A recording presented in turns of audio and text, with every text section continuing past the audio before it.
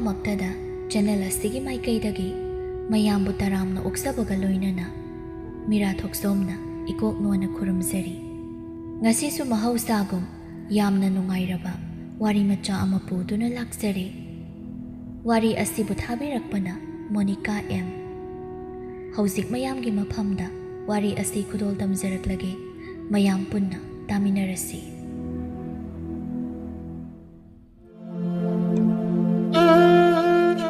ꯈꯨꯜ ꯑꯃꯗ ꯈꯥꯒꯦꯝꯕ ꯀꯧꯕ ꯅꯨꯄꯥ ꯑꯃꯒꯤ ꯏꯃꯨꯡ ꯑꯃꯒꯤ ꯋꯥꯔꯤꯅꯤ꯫ ꯏꯃꯨꯡꯁꯤꯗ ꯆꯠꯅꯔꯤꯕ ꯅꯤꯇꯤ ꯅꯤꯌꯣꯝ ꯑꯁꯤ ꯑꯗꯨꯛꯀꯤ ꯃꯇꯤꯛ ꯂꯩꯀꯥꯏ ꯃꯤꯅ ꯌꯥꯗꯕ, ꯁꯥꯎꯅꯤꯡꯕ ꯍꯥꯏꯗꯨ ꯑꯣꯏꯔꯝꯃꯤ꯫ ꯏꯃꯨꯡꯁꯤꯗ ꯑꯍꯜ ꯑꯅꯤꯈꯛ ꯊꯕꯛ ꯁꯨꯕ ꯉꯝꯗꯅ ꯂꯩꯔꯝꯃꯤ꯫ ꯃꯁꯤꯁꯨ ꯏꯟꯊꯤ ꯅꯨꯡꯉꯥꯏꯅ ꯇꯧꯕꯤꯔꯝꯗꯦ꯫ ꯈꯥꯒꯦꯝꯕꯒꯤ ꯃꯆꯜꯅꯨꯄꯤ ꯇꯣꯟꯗꯣꯟꯕꯤ ꯌꯨꯝꯁꯤꯗ ꯃꯃꯥ ꯃꯄꯥꯅ ꯑꯍꯜ ꯑꯣꯏꯁꯤꯜꯂꯒ ꯐꯝꯖꯦꯟꯅꯗꯨꯅ ꯂꯩꯔꯕꯅꯤꯅ ꯃꯕꯨꯡꯅ ꯂꯧꯔꯤꯕꯤ ꯃꯅꯝꯃꯗ ꯅꯠꯇꯅ ꯃꯅꯝꯃꯒꯤ ꯃꯆꯥ ꯑꯅꯤ ꯍꯥꯏꯕꯗꯤ ꯄꯣꯏꯔꯩꯒ ꯂꯥꯡꯂꯦꯟꯒꯅꯁꯨ ꯇꯣꯟꯗꯣꯟꯕꯤꯕꯨ ꯌꯨꯝꯒꯤ ꯃꯤꯅꯥꯏ ꯑꯃꯒꯨꯝ ꯂꯣꯏꯅꯕꯤꯔꯝꯃꯤ꯫ ꯃꯁꯤꯗ ꯇꯣꯟꯗꯣꯟꯕꯤ ꯀꯔꯤꯁꯨ ꯍꯥꯏꯕ ꯉꯝꯗ ꯂꯩꯔꯝꯃꯤ꯫ ꯅꯣꯡꯃ ꯑꯌꯨꯛꯀꯤ ꯃꯇꯝꯅꯤ꯫ ꯑꯌꯨꯛ ꯑꯁꯤꯗ ꯇꯣꯟꯗꯣꯟꯕꯤꯅ ꯋꯥꯏ ꯇꯩꯔꯤꯕ ꯑꯗꯨꯒꯤ ꯃꯅꯥꯛꯇ ꯂꯦꯞꯇꯨꯅ ꯃꯅꯝꯃꯅ ꯌꯥꯝꯅ ꯊꯤꯅ ꯆꯩꯔꯤ ꯂꯥꯏꯖꯅ꯫ "ꯍꯥꯏ, ꯉꯁꯥꯏ ꯑꯌꯨꯛꯇꯒꯤ ꯇꯩꯕ ꯋꯥꯏꯗꯨꯕ ꯍꯧꯖꯤꯛ ꯐꯥꯎꯕ ꯂꯣꯏꯗ꯭ꯔꯤꯕ꯭ꯔꯣ? ꯅꯪꯒꯤꯁꯦ ꯊꯑꯣꯏꯅ ꯇꯧꯒꯦ ꯌꯥꯎꯅ ꯇꯧꯔꯤꯕ ꯅꯠꯇ꯭ꯔꯥ? ꯍꯥ? ꯂꯩꯀꯥꯏ ꯃꯤ ꯇꯥꯅꯕ? ꯂꯩꯀꯥꯏ ꯃꯤ ꯇꯥꯔꯕꯗꯤ ꯑꯩꯕꯨ ꯐꯠꯇꯦ ꯍꯥꯏꯅꯕ ꯁꯤꯜꯂꯤꯕ ꯅꯠꯇ꯭ꯔꯣ? ꯑꯐꯕꯗꯤ ꯅꯠꯇꯦꯅꯦ ꯏꯕꯦꯝꯃ ꯅꯪꯁꯦ." ꯃꯅꯝꯃꯅ ꯑꯗꯨꯝꯅ ꯍꯥꯏꯕꯗꯨ ꯃꯕꯨꯛꯅꯤꯡ ꯅꯨꯡꯁꯤꯅ ꯈꯨꯝꯂꯛꯂꯝꯃꯤ꯫ ꯇꯣꯟꯗꯣꯟꯕꯤꯅ, "ꯏꯅꯝꯃ, ꯑꯩ ꯂꯣꯏꯁꯤꯟꯅꯕ ꯇꯧꯔꯛꯑꯒꯦ." ꯃꯁꯤꯗ ꯂꯥꯏꯖ ꯌꯥꯝ ꯁꯥꯎꯅ ꯍꯥꯏꯔꯛꯏ꯫ "ꯍꯥꯏ, ꯅꯕꯨꯡꯗ ꯑꯗꯨꯅ ꯑꯃꯨꯛ ꯀꯞꯁꯤꯟ ꯂꯥꯎꯁꯤꯟꯅꯔꯒ ꯄꯥꯎꯗꯨ ꯇꯝꯗꯣꯏ ꯑꯣꯏꯔꯤꯅꯤ꯫ ꯃꯍꯥꯛꯀꯤ ꯅꯤꯡꯉꯣꯜ ꯍꯥꯏꯁꯤꯅꯦ ꯑꯩꯅ." ꯍꯥꯏꯔꯝꯗꯨꯅ ꯏꯃꯨꯡ ꯆꯪꯈꯤꯔꯝꯃꯤ, ꯉꯥꯡꯕ ꯌꯥꯕ ꯉꯥꯡꯗꯨꯅ꯫ ꯇꯥꯟꯖꯥꯗꯨꯗ ꯂꯥꯏꯖꯒꯤ ꯃꯆꯥꯅꯨꯄꯤ ꯂꯩꯁꯥꯕꯤ ꯐꯥꯔꯕꯤ ꯑꯃꯁꯨ ꯂꯩꯔꯝꯃꯤ꯫ ꯑꯗꯨꯅꯁꯨ ꯑꯃꯨꯛ ꯊꯣꯛꯂꯛꯇꯨꯅ ꯉꯥꯡꯂꯝꯃꯤ ꯌꯥꯝ ꯊꯤꯅ ꯂꯥꯡꯂꯦꯟꯅ꯫ "ꯀꯩꯅꯣ, ꯋꯥꯏ ꯇꯩꯕꯕꯨ ꯑꯗꯨꯛ ꯀꯨꯏꯔꯗꯤ ꯏꯃꯥꯅ ꯉꯥꯡꯉꯤꯗꯣ ꯉꯥꯡꯐꯝ ꯊꯣꯛꯄꯅꯤ꯫ ꯑꯗꯨ ꯂꯣꯏꯔꯒ ꯆꯥꯛꯈꯨꯝꯒꯤ ꯏꯁꯤꯡ ꯂꯩꯇꯦ, ꯇꯨꯔꯦꯜꯗ ꯀꯨꯝꯂꯒ ꯁꯣꯛꯎꯆꯣ, ꯑꯩꯗꯤ ꯇꯜꯂꯤ."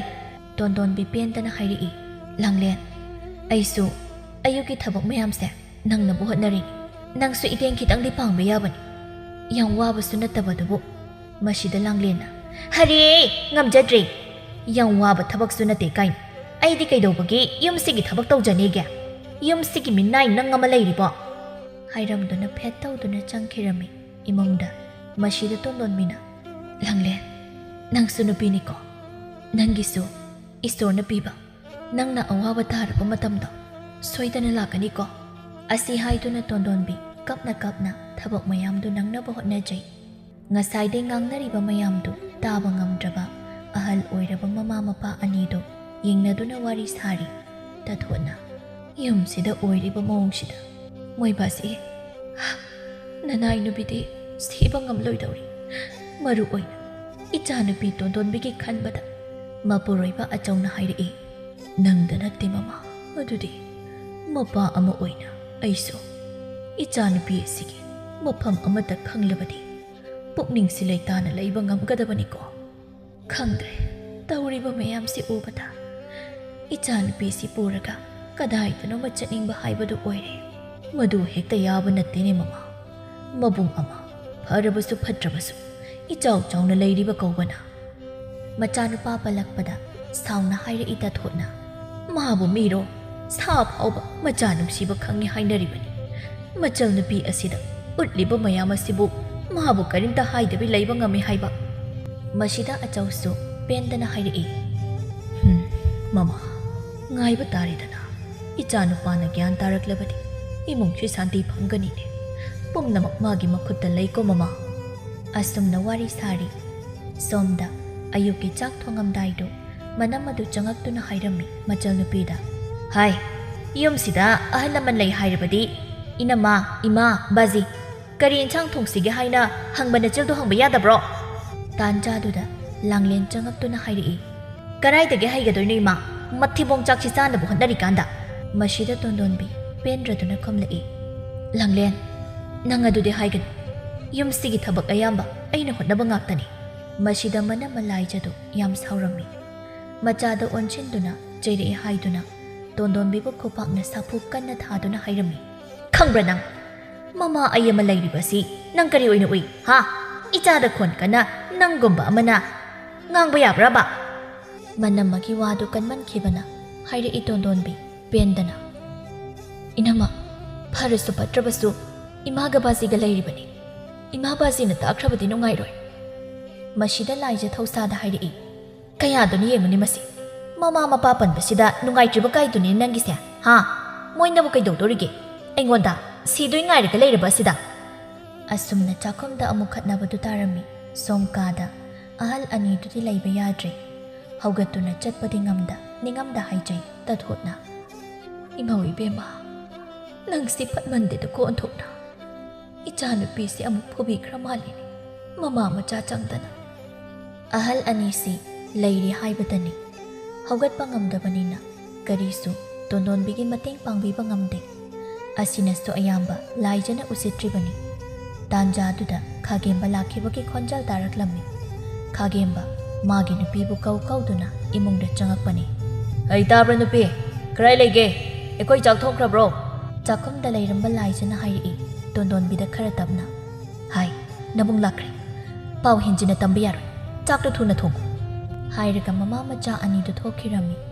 Mama macha du hek thokhibaga tondonbi tumin kaptuna haijai. Aigi laibaksibu karino. Asuk thina pokpiba asibo haunaribro. Ima paba lei haiduna. Macha aigi awaba asidagi kanbibasu nattaba. Asumna tondonbina kapna chaktok thongba loiraga punna charami. Chaktok narakpa aduda haira ilaijana. Hai tondonbi, chari kholi mayamse lushil. Lukhak namduna thamba haunade. Satto. Nangi haunabi matam konabadu tawgano. Masida 𝐿𝐴𝐵ꯅ hairi magi nupida. Karino nupi? Hairibu wado. Phazana haiba yaidana. Nang sidi onthokpani. Masida nakaldagi langlena mapada asumna hairami. Baba, imana hairiba se sap charabani. Yumgi minai dabu khon phazana haiba haidaba leitabani baba. Masida 𝐿𝐴𝐵 khazikti nungaitaba pokjai. Machal nupida haipet yengna. Ipage tombe adumna haiganu phatti. Adu ipani yaningba wa oideko. Mabungna mangonda yengakpada tondonbi mabungda warongna yengki. Machal nupigi mityengdu urasu usinakhide mabung oibadu. Masida laijana. Karino yare tokpiro tajaningdri. Adu moitada thabak amuk chatkadabu oirini. Chatpiruro. 𝐿𝐴𝐵basu hoi haiduna sak charaga chatkirami. Tanjaduda poirei amuk changaktuna hairei tondonbida. Hey, Minai nupi, ai chak puthoro. Karigumba inchang ka hauramdraba. Langkhidobani yamuna. Masida tondonbi yam kina poiregi mangda sak inchang du thamduna hairei. Poire ngasidi saugri thongmani. Asi oina charo. Chakhumda karimta leitraba adugini. Masida poireina khanghaude. Inchang tengkot aduna tondonbida joro hekta haijilakpa. Aduga yam thina chiraklame. Hai, aina ngasai haikiba natro. Poirei aidi inchang hautrabadi chak chade haidana. Ha, nangi seibu usitriba natra. Minai nupi, nang gumbinasu. Hairaga hekta phuba hauraklami. Masida tondonbi khangba ngamda ahal oiraba mama mapa anigi kada senchinduna thonglon chinduna khangki. Kaptuna machagi matauda nungaita hairei achauna. Oh, asigi phibam masida phau. Mapa ama oina yengduna leirabani ko aise. Aise mapani haibada matik charibra. Mapana hairi tu tarami tondonbi. Kaptuna mapa amati mamagi nakta changaktuna pena kaplami. Mataududa machabu themjinbiraklami. Yengoi, nang basiga namaga leiriba asidi. Karigi ichana adumna kapkani haike. Ichagidama iya aphaba ama hainaraga thamlabani. Athubade ichabu luhungnaba tawrage. Masida tondonbi khumda kaptuna leirami. Nakaldagi mapuroibana hairei achauna. Hai mama, nangna hairiba adubu warigi matang oigadawribra. Tathochu hoi hairami. Asumna ayuksima haukhirami. Tondonbi mama amadi mapagi kadagi hendokta leirami. Nungthil nungsa khara changkhraba matangdi. Mama macha wari saduna leirami langlena. Ima, asigi Minai nupi se kautho. Ya changakpagi thabak mayam se ma tawnaba. Masida laijana hairei. Hoini, ya changa eko hojiksia. Aidi kahobu kaururi tawri. Minai nupi do kauruke ima. Hairaga manempoke thongjel panda leptuna machal nupi bu minungsi amatta leitabagum kaurami tanaba. Hai, Minai nupi, nang ka dagi dawri. Ha, hojiksia change haibasi khangdabro. Minai mai oirabadi leiriba thabak mayam si tawru laune Tondonbi manamagi khonjal tabada kina mama amadi mapada yengai machagi mityeng aduda mama mapa anido thamoi kaina hairei tathot ningamdana nama aigi thamoi sidi kairida ku onthokna nama aina karibu tawgadoino khangtre laija machal nupina khumlaktabaduda handakso amuk hanjinna thongdu kalapna thillaga hairei Hai Minai Nupi tadro nang hairise nang ngangnari kanda numit tabana halani ne leiriba thabak mayam si kanan tawnin leiribano thoklo kanaroi ko Masida achongna haijai machanupida nungaita yenglaga Ipagi tombe tawruro loiraga hore namagi nakta hek leiro thabak singdu tawdrabadi amuk ichabu khubirani Tondon bisu kina hoi haiduna mapagi kagi thongdu hangai manam adu yam sauna leptuna leirami aduga hairei khupakna thakibasu khanghaude Khangbra nang Minai Nupi nangguminasu aina kawbada laktabagasu saradana Namanapa asonba singsina karibu tawjaniga ingonda Manamana adumna purakpa aduda Tondonbi kaplammi aduga hairei Inama nai aibu phubigano inama Manamana adumna purakpa aduda Tondonbi kaplammi aduga hairei Inama nai aibu phubigano inama Asumna Tondonbi kaptuna yachangakpagi thabak mayamdu loishinjarami Tanjaduda mabungdu thabak halakpagi changakpada machal nupina kaptuna tawriba adu ubada hairei khajik nungaita Tondonbi karino nangna kapna tawriduna mina ukrabadi karino makhankranine Matawduda Tondonbi pendana hairei Tachau su imung sigi oiriba phibamse khangna hangibra Machal nupigi adu pendama wakatpa matawduda khajik nungaitana machal nupida yenglaga hairei Ibunggi bema nangbu tachaubu yamna waraurabrane Ibungsu kari haigadabano khangdre Tanjaduda laija thoglakpada mabung machal anina wari sandarambadu ubada mamittu paina machal nupida yenglaga hairei Hai Minai Nupi kari higai wakam silibano ha ipuroiba pangbasida kari matau kobage Khagemba magi nupina machal nupida aduk thina ngangibado thawasada leptuna leirami Tanjaduda langlen amuk thoklaklami masu yauna Tondonbida amuk ngangsilaklami Ho kaidawre haibano khangdre khoi imungsina nong hek hanbadagi na numit ama taba phause imungse adom hek mahilangi haibani Machagi matauda amuk ngangsilami laijana Taridana langlena hairibasya namaidu ikaiba khara khangune hairaga mapuroibadu imungda posinduna changkri adu khaktada Tondonbi kaptuna leirami aduga haijai Tachawna machal aiba nuksiba ngamaroidoriba chala aigi punchise karam tawgani Asumna Tondonbi yachangakpagi thabak mayamdu loisilami numidangi matamni chak thongi kanda poirei amuk changaktuna yam thina ngangami Oi Minai Nupi kari inchangno ha ngasai ge domaina tawningdrabadine inchangdo hawangadabani khangra Minai Nupi poirei ubada Tondonbi masado akiba phaujai thoglibe enchang mataduga khanna khumbangamda leirami Tanjaduda amukso haijilai Moron chu thoktrabo sigi Minai Nupi sibo ngaihak chakhomsida chak loirabrana changpani shukum khumdubige tawi haibani Tondonbi khumsi karai khumoisi karai tawraga leiri kan Tanjaduda laija changaktuna hairari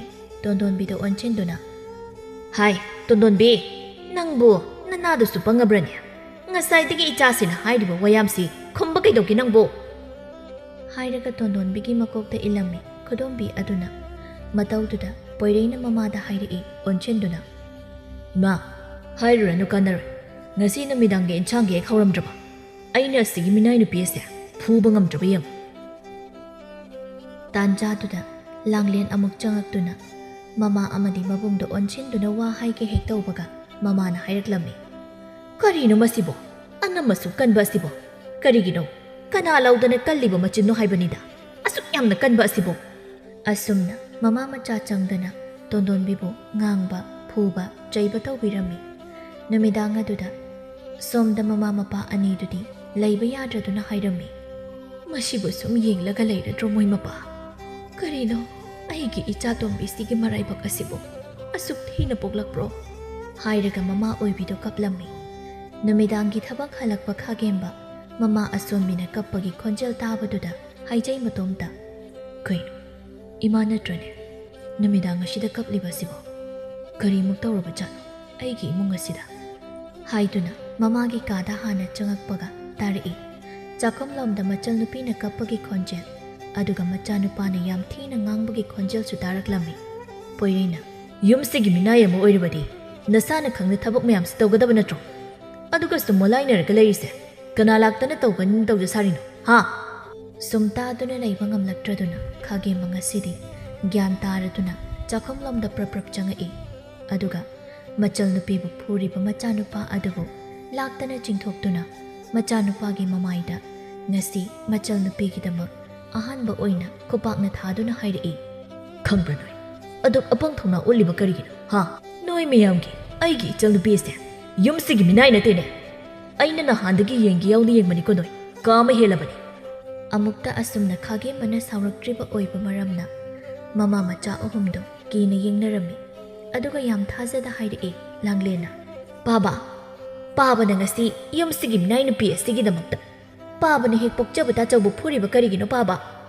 ꯈꯪꯗꯦ ꯉꯁꯤꯗꯤ ꯃꯥꯒꯤ ꯃꯥꯌꯣꯛꯇ ꯋꯥ ꯉꯥꯡꯂꯛꯄ ꯈꯨꯗꯤꯡ ꯈꯥꯒꯦꯝꯕꯅ ꯂꯣꯏꯅ ꯐꯨꯊꯔꯝꯃꯤ꯫ ꯈꯠꯅ ꯂꯥꯎꯅꯕꯒꯤ ꯃꯈꯣꯜ ꯇꯥꯕꯗ ꯁꯣꯝꯗ ꯂꯩꯕ ꯌꯥꯗ꯭ꯔꯕ ꯑꯍꯜ ꯑꯅꯤꯗꯣ ꯍꯥꯏꯅꯔꯝꯃꯤ ꯇꯊꯣꯠꯅ, ꯑꯆꯧꯕꯅ ꯏꯃꯧꯗꯒꯤ ꯏꯁꯨꯗꯒꯤ ꯂꯣꯏꯅ ꯐꯨꯈ꯭ꯔꯕ ꯃꯥꯜꯂꯤ꯫ ꯑꯁꯤꯒꯤ ꯍꯥꯏꯔꯨꯔꯕꯗꯤ ꯐꯔꯦ, ꯐꯨꯒꯦ ꯐꯨꯁꯅꯨ, ꯈꯔ ꯌꯥꯝꯅ ꯍꯦꯛ ꯐꯨꯔꯕꯗꯤ ꯐꯗꯧꯕꯅꯤ꯫ ꯑꯁꯨꯝꯅ ꯍꯥꯏꯔꯤꯀꯥꯟꯗ ꯇꯥꯔꯛꯏ ꯃꯆꯥꯅꯨꯄꯥꯅ ꯃꯥꯒꯤ ꯂꯣꯏꯅꯕꯤ ꯑꯃꯗꯤ ꯃꯆꯥꯁꯤꯡꯗ ꯆꯥꯛꯈꯨꯝꯗ ꯉꯥꯡꯁꯛꯄ ꯇꯧꯕꯗꯨ꯫ ꯈꯥꯒꯦꯝꯕꯅ, ꯅꯣꯏꯅ ꯑꯩꯒꯤ ꯏꯆꯜꯅꯨꯄꯤ ꯑꯁꯤꯕꯨ ꯌꯨꯝ ꯑꯁꯤꯒꯤ ꯃꯤꯅꯥꯏꯅꯦꯅ ꯈꯜꯂꯤꯕꯗꯣ?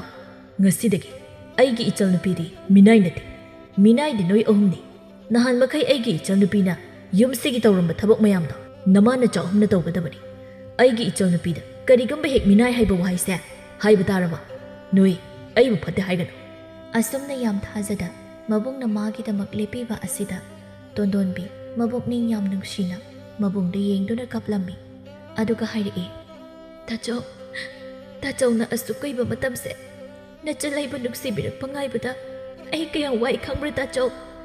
ꯃꯆꯜꯕꯨ ꯃꯊꯥꯗ ꯆꯦꯠꯅ ꯀꯣꯜꯂꯒ ꯅꯣꯛꯐꯦꯠ ꯇꯧꯔꯒ ꯍꯥꯏꯔꯛꯏ ꯈꯥꯒꯦꯝꯕꯅ, ꯏꯆꯜꯁꯤꯗꯤ ꯅꯪꯒꯤ ꯇꯥꯆꯧꯅ ꯉꯁꯤꯗꯒꯤ ꯏꯆꯜꯅ ꯅꯨꯡꯉꯥꯏꯔꯣꯏꯗꯕ ꯊꯕꯛ ꯑꯃꯠꯇ ꯇꯧꯔꯔꯣꯏ꯫ ꯑꯁꯨꯝꯅ ꯌꯥꯅꯔꯝꯃꯤ꯫ ꯃꯆꯥ ꯑꯅꯤꯅ ꯌꯥꯁꯤꯟꯅꯕꯗꯨ ꯇꯥꯕꯗ ꯃꯃꯥ ꯃꯄꯥ ꯑꯅꯤꯗꯣ ꯁꯣꯝ ꯀꯥ ꯃꯅꯨꯡꯗ ꯃꯃꯥ ꯃꯄꯥ ꯑꯅꯤꯗꯣ ꯌꯥꯝꯅ ꯍꯔꯥꯎꯅ ꯍꯥꯏꯔꯝꯃꯤ ꯑꯆꯧꯅ, ꯑꯩꯒꯤ ꯏꯆꯥꯅꯨꯄꯥꯁꯦ ꯉꯁꯤꯗꯤ ꯀꯔꯤ ꯂꯥꯏꯅ ꯏꯟꯁꯤꯜꯂꯕꯅꯣ ꯈꯪꯗꯦ, ꯑꯣꯟꯊꯣꯛꯅ ꯒ꯭ꯌꯥꯟ ꯇꯥꯈ꯭ꯔꯦꯅꯦ ꯑꯁꯤꯗꯤ꯫ ꯇꯊꯣꯠ ꯍꯥꯏꯔꯛꯏ, ꯍꯣꯏ ꯃꯣꯏ ꯃꯄꯥ, ꯉꯁꯤꯗꯒꯤ ꯀꯥꯏꯔꯨꯔꯕ ꯑꯩꯈꯣꯏ ꯏꯃꯨꯡꯒꯤ ꯀꯨꯝꯍꯩꯁꯦ ꯈꯔ ꯑꯍꯣꯡꯕ ꯑꯃꯗꯤ ꯂꯥꯛꯂꯅꯤꯀꯣ ꯃꯣꯏ ꯃꯄꯥ꯫ ꯑꯁꯨꯝꯅ ꯅꯨꯃꯤꯠꯁꯤꯃ ꯍꯧꯈ꯭ꯔꯦ꯫ ꯃꯊꯪꯒꯤ ꯑꯌꯨꯛꯅꯤ꯫ ꯅꯍꯥꯟꯈꯩꯒꯤ ꯃꯇꯧꯒꯨꯝ ꯂꯥꯏꯖꯗꯨ ꯃꯆꯜꯅꯨꯄꯤ ꯀꯥꯒꯤ ꯊꯣꯡꯖꯤꯜꯄꯥꯜꯗ ꯂꯦꯞꯇꯨꯅ ꯍꯥꯏꯔꯛꯏ, ꯍꯥꯏ ꯃꯤꯅꯥꯏ ꯅꯨꯄꯤ, ꯀꯔꯤ ꯇꯧꯔꯤꯒꯦ ꯍꯧꯖꯤꯛ ꯐꯥꯎꯕ ꯍꯧꯒꯠꯇ꯭ꯔꯤꯗꯨꯅ ꯍꯥ? ꯑꯌꯨꯛꯀꯤ ꯊꯕꯛ ꯃꯌꯥꯝꯁꯤ ꯀꯅꯥ ꯂꯥꯛꯇꯨꯅ ꯇꯧꯅꯦꯅ ꯇꯨꯝꯃꯤꯅꯣ ꯅꯪꯒꯤꯁꯤꯕꯣ ꯍꯥ? ꯃꯁꯤꯗ ꯉꯁꯤꯗꯤ ꯑꯁꯨꯝ ꯊꯣꯛꯑꯣ ꯍꯥꯏꯗꯅ ꯂꯥꯏꯖꯒꯤ ꯅꯨꯃꯤꯠ ꯆꯨꯔꯕꯣꯏ ꯍꯅꯨꯊꯪꯗ ꯃꯄꯨꯔꯣꯏꯕ ꯊꯣꯛꯂꯛꯇꯨꯅ ꯁꯥꯎꯅ ꯆꯩꯔꯛꯂꯝꯃꯤ, ꯀꯅꯥꯒꯤ ꯃꯤꯅꯥꯏ ꯅꯨꯄꯤ ꯍꯥ? ꯅꯪꯅ ꯐꯨꯔꯒ ꯐꯗꯧꯕꯅꯤ, ꯃꯁꯤ ꯄꯨꯝꯕꯁꯦ ꯅꯪꯅ ꯃꯔꯨ ꯑꯣꯏꯅ ꯊꯣꯛꯍꯟꯕꯅꯤ꯫ ꯍꯥꯏꯔꯒ ꯊꯣꯉꯥꯛ ꯆꯩꯗꯨ ꯁꯠꯇꯨꯅ ꯃꯥꯒꯤ ꯅꯨꯄꯤꯕꯨ ꯑꯌꯨꯛꯇꯨꯗ ꯐꯨꯊꯔꯝꯃꯤ꯫ ꯃꯇꯧꯗꯨꯗ ꯂꯥꯏꯖ ꯀꯣꯏꯆꯦꯟ ꯆꯦꯜꯂꯒ ꯍꯥꯏꯔꯛꯏ, ꯑꯩꯃ, ꯀꯔꯤꯅꯣ ꯅꯨꯄꯥ, ꯅꯥꯏ ꯍꯥꯏꯕꯗꯤ ꯐꯨꯔꯛꯀꯅꯣ, ꯉꯔꯥꯡꯇꯁꯨ ꯃꯣꯏ ꯅꯨꯄꯥꯅ ꯐꯨꯕꯒꯤ ꯃꯔꯝ ꯇꯥꯔꯒ ꯂꯩꯔꯤꯕꯅꯤ, ꯑꯩꯃ, ꯅꯥꯏ ꯍꯥꯏꯔꯒ ꯁꯨꯝ ꯐꯨꯏ ꯍꯥꯏꯕꯅꯤ꯫ ꯍꯥꯏꯔꯒ ꯂꯥꯏꯖꯗꯨ ꯈꯥꯡꯕ ꯉꯝꯗ ꯊꯣꯡꯒꯥꯜꯂꯣꯝꯗ ꯆꯦꯟꯈꯤꯔꯝꯃꯤ꯫ ꯃꯇꯧꯗꯨꯗ ꯈꯥꯒꯦꯝꯕ ꯁꯥꯎꯅ ꯍꯥꯏꯖꯩ ꯁꯨꯃꯥꯡꯗ ꯂꯦꯞꯇꯨꯅ, ꯃꯁꯤꯒꯤ ꯅꯨꯄꯤꯁꯦ ꯍꯅꯨꯊꯪꯗ ꯑꯩꯕꯨ ꯌꯥꯝ ꯁꯥꯎꯍꯜꯂꯤ, ꯃꯁꯤ ꯐꯨꯊꯔꯒ ꯄꯨꯝꯅꯃꯛ ꯒ꯭ꯌꯥꯟ ꯇꯥꯒꯗꯧꯕꯅꯤ꯫ ꯍꯥꯏꯔꯤꯀꯥꯟꯗ ꯃꯆꯥꯅꯨꯄꯤ ꯂꯥꯡꯂꯦꯟꯗꯨ ꯌꯥꯍꯧ ꯌꯥꯝ ꯉꯟꯅ ꯍꯧꯒꯠꯂꯛꯂꯝꯃꯤ꯫ ꯃꯄꯥꯅ ꯃꯃꯥ ꯐꯨꯈꯤꯕꯒꯤ ꯃꯈꯣꯜ ꯇꯥꯕꯗ ꯁꯨꯃꯥꯡꯗ ꯃꯄꯥ ꯂꯦꯞꯇꯨꯅ ꯂꯩꯕꯗꯨ ꯎꯕꯗ ꯍꯥꯏꯖꯩ ꯃꯇꯣꯝꯇ, ꯄꯥꯕꯒꯤ ꯑꯁꯤꯒꯤ ꯃꯤꯍꯨꯜ ꯃꯇꯥꯁꯦ ꯃꯆꯜꯅꯨꯄꯤ ꯃꯤꯅꯥꯏ ꯍꯥꯏꯔꯨꯕꯒꯤ ꯍꯥꯛꯇꯛꯇ ꯐꯨꯗꯣꯔꯛꯏꯅꯦ, ꯄꯥꯕꯁꯤ ꯀꯩꯅꯣꯝ ꯇꯧꯔꯤ꯫ ꯍꯥꯏꯔꯒ ꯃꯄꯥꯗ ꯐꯜꯂꯞ ꯌꯦꯡꯗꯨꯅ ꯌꯦꯡꯗ ꯁꯥ ꯇꯧꯔꯒ ꯊꯕꯛꯇꯨ ꯀꯤꯔꯞ ꯇꯧꯔꯝꯃꯤ꯫ ꯑꯗꯨꯒ ꯃꯄꯥꯁꯨ ꯑꯣꯟꯊꯣꯔꯛꯄꯗ ꯃꯆꯥꯅꯨꯄꯤꯅ ꯊꯕꯛ ꯇꯧꯗꯨꯅ ꯂꯩꯔꯝꯕꯗꯨ ꯎꯕꯗ ꯍꯥꯏꯔꯛꯏ, ꯍꯣꯏ ꯊꯕꯛ ꯇꯧ, ꯑꯩꯒꯤ ꯏꯆꯜꯅꯨꯄꯤꯁꯤ ꯌꯥꯎꯍꯟꯕ ꯌꯥꯔꯣꯏ, ꯅꯪꯅ ꯉꯝꯅꯕ ꯇꯧꯒꯗꯕꯅꯤ꯫ ꯑꯗꯨꯒ ꯑꯩ ꯂꯩꯇ꯭ꯔꯕ ꯀꯥꯟꯗ ꯏꯆꯜꯅꯨꯄꯤꯁꯤꯗ ꯀꯔꯤꯒꯨꯝꯕ ꯃꯤꯅꯥꯏꯗꯧꯅ ꯂꯣꯏꯅꯔꯝꯕ ꯌꯥꯔꯣꯏꯀꯣ ꯍꯦꯛ ꯂꯣꯏꯅꯔꯝꯂꯕ ꯑꯩꯅ ꯍꯧꯖꯤꯛ ꯅꯃꯥꯗ ꯊꯣꯡꯉꯥꯛꯆꯩꯅ ꯐꯨꯕꯗꯣ ꯑꯗꯨꯒꯨꯝꯅ ꯐꯨꯒꯗꯕꯅꯤ ꯌꯦꯡꯉꯨ ꯑꯁꯨꯝꯅ ꯍꯥꯏꯔꯛꯄ ꯑꯁꯤꯗ ꯂꯥꯡꯂꯦꯟꯗꯨ ꯌꯥꯝ ꯀꯤꯅ ꯂꯩꯔꯝꯃꯤ ꯑꯗꯨꯒ ꯃꯄꯨꯛꯅꯤꯡꯗꯗꯤ ꯑꯁꯨꯝꯅ ꯍꯥꯏꯔꯝꯃꯤ ꯃꯄꯥꯗ ꯌꯦꯡꯗꯨꯅ ꯄꯥꯕꯗ ꯍꯥꯏꯕ ꯉꯝꯗ꯭ꯔꯕꯁꯨ ꯄꯥꯕꯒꯤ ꯃꯆꯜ ꯅꯨꯄꯤ ꯑꯁꯤꯗꯤ ꯌꯨꯝꯁꯤꯒꯤ ꯃꯤꯅꯥꯏ ꯅꯨꯄꯤꯅꯤ ꯀꯩꯅꯣ ꯄꯥꯕ ꯂꯩꯇ꯭ꯔꯀꯥꯟꯗ ꯑꯩꯅ ꯑꯣꯠꯄ ꯈꯨꯑꯣꯠꯇꯨ ꯌꯦꯡ ꯑꯁꯨꯝꯅ ꯈꯥꯒꯦꯝꯕꯒꯤ ꯏꯃꯨꯡꯗꯨ ꯈꯥꯒꯦꯝꯕꯅ ꯒ꯭ꯌꯥꯟ ꯂꯥꯛꯄꯗꯒꯤ ꯅꯨꯡꯉꯥꯏꯅ ꯏꯪꯅ ꯆꯤꯛꯅ ꯂꯩꯈꯤꯔꯝꯃꯤ ꯑꯗꯨꯒ ꯈꯥꯒꯦꯝꯕꯅ ꯃꯃꯥ ꯃꯄꯥꯗꯁꯨ ꯂꯥꯜꯂꯦ ꯍꯥꯏꯖꯗꯨꯅ ꯃꯈꯣꯏ ꯄꯨꯝꯕ ꯂꯩꯃꯤꯟꯅꯔꯝꯃꯤ ꯒ꯭ꯌꯥꯟ ꯇꯥꯗꯕ ꯂꯥꯏꯖ ꯍꯅꯨꯊꯪꯗ ꯃꯄꯥꯝꯗ ꯍꯟꯗꯨꯅ ꯂꯩꯈꯤꯔꯝꯃꯤ